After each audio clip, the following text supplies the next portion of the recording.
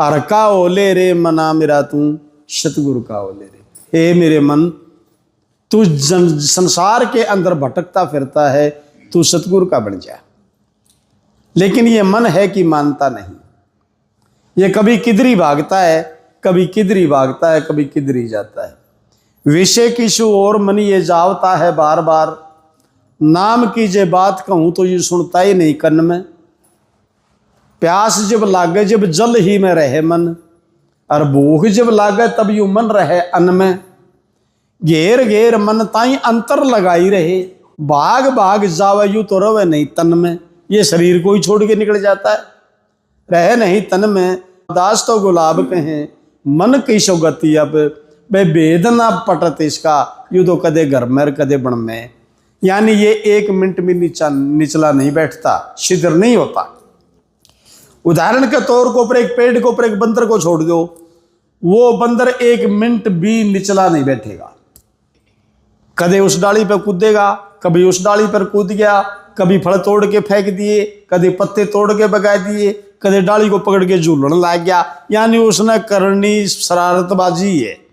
इसी प्रकार से इस शरीर रूपी पेड़ पर रह करके ये मन इंद्रियों रूपी डालियों के ऊपर निरंतर फुदकता है, निरंतर कूदता रहता है, और विषय विकार रूपी फल निरंतर खाता ही रहता है। तो दुखी होकर के कहा गया है, तू सतगुरु का ओले रे मना, है मेरे मन तू दाता का हो जा, तू मालिक का बन जा, हो जा वह कल्याण तेरा क्यों ये तू तो डोले रे। इधर उधर तू क्यों भटकता फिरता है, तू क्यों नहीं अपना कल्याण कर लेता। हंस होए कर तू काग कुआवे, काग जैसी गति है इस मन की, क्योंकि अच्छी चीज की तरफ तो ये जाता ही नहीं, ये तो बात भागता ही गंदगी की तरफ है। यानी काग ने चाहे कितने चारों वेद पढ़ा लो, लेकिन वो जाएगा गंदगी में ही, उधर ही जाकर के चोंच मारेगा, करंग को ही जाकर के चचेड़ेगा। चाहे इसको मोती चुगा दो, कपूर का लेप कर दो इसकी चोंच के ऊपर, लेकिन फिर भी इसने करंग के अंदर ही चोंच मारनी है जाकर के। इसलिए महापुरुष इतना समझाते हैं इसको, लेकिन ये मन भी फिर भी विषय विकारों की तरफ ही भाग भाग करके जाता है। हंस रूप था, हंस का काम है दूध और पानी को अलग करके मोती चुगना। अनबिंद मोती हंस चुगता है। दूध भी रख दो तो वो आंख मीच करके उस दूध को नहीं पीता, उस दूध को और पानी को अलग कर लेता है, पानी को छोड़ देता है, दूध दूध को ही पिएगा। ये हंस वृत्ति है, ये हंस का गुण है।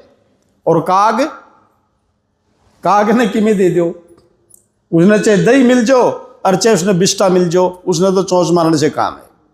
ठीक है, तो काग में और हंस में यही है। तू था दो हंस, यानी सत्य और असत्य का, सही क्या है गलत क्या है, ये विचार करना का तेरा काम था। तू हंस वृत्ति का, तू तो हंस था, लेकिन तू काग बन गया यहाँ आकर के, संसार में आकर के। हंसा होकर तू काग को आवे, करंग टिटोले रे मना क्यों गंदगी खोले रे। क्यों जो है संसार के गंद के अंदर चोंच मारता फिरता है, क्यों तू गंदगी को, क्यों करंग को टिटोलता फिरता है। ठीक है, क्यों गंदगी खोले रे और पड़े नाग ज्यों बट तेरे में।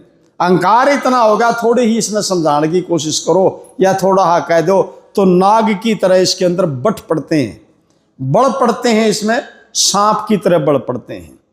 पड़े नाग ज्यों बट दुई के, दोगली तू बाणी बोल रहे। दोगली बाणी बोलता है, कभी कुछ कहता है, कभी कुछ कहता है, सही और गलत का निर्णय नहीं कर पाता। तो इसलिए हे मेरे मन, तू उस मालिक का बन जा, उस हरि का बन जा, उस हरि से जुड़ जा, तो तेरा कल्याण हो जाएगा। छल कपट अभिमान दुई के तरह लग रे झोले रे। ये छल कपट और अभिमान की ऐसी हवा के झोंके तरह लग रहे हैं, और तो डामाडोल हो रहा है इनके वशीभूत होकर के। छल कपट अभिमान दुई के तरह लग रहे झोले रे, होया विषयों के में अंध, इन विषयों के अंदर तू अंधा हो गया और बंध गया, इन विकारों के अंदर तू होया विषयों में अंध बंद, ओ माया के गोले रे। गोले का अर्थ गुलाम होता है, तू माया का गुलाम होकर के रह गया, तेरे को माया ही माया दिखती है। हाय हाय तेरे लगी हुई, सपने में भी तेरे को चैन नहीं है, और यह साथ नहीं जाएगी तेरे, ना किसी के साथ गई। माया वेश्या एक सी, ये तो वेश्या के समान है। वेश्या के कोठे पर जाओ वो स्वागत करती है, लेकिन वह किसी ग्राहक के साथ नहीं जाती।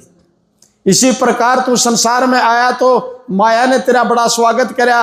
यहां थालियां बजी, लड्डू बटे, बहुत स्वागत हुआ। सारे रिश्तेदारों ने भी काखबाजी, सभी का फलाने का लड़का होया, इकट्ठे हुए, दिसोटन मनाया गया, जन्मदिन मनाया गया। जन्मदिन मनाते हैं। तो माया ने बहुत स्वागत करा, और जब संसार से विदा होता है तो ये माया साथ नहीं जाती।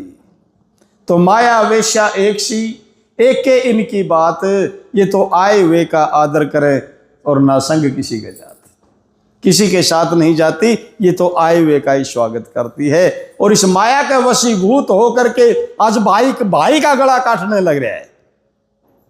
पति और पत्नी कोर्ट में खड़े हैं, बाप को बेटा कत्ल कर रहा है। कारण क्या है? केवल और केवल इस जर का ही लफड़ा है, सारा का सारा जर जोरू और जमीन, और तो रोड़ा ही कौन। तो माया का वशीभूत होकर के ये जीव अंधा हो गया, ये अपना और पराया भी नहीं दिखता, इसको केवल अपना स्वार्थ ही नजर आता है। आगे प्रमाण दिया, तू गिरगिट की जो रंग बदलता, कभी मन जति होत, कभी मन सती होत, कभी मन पति होत, काम अवसनारत।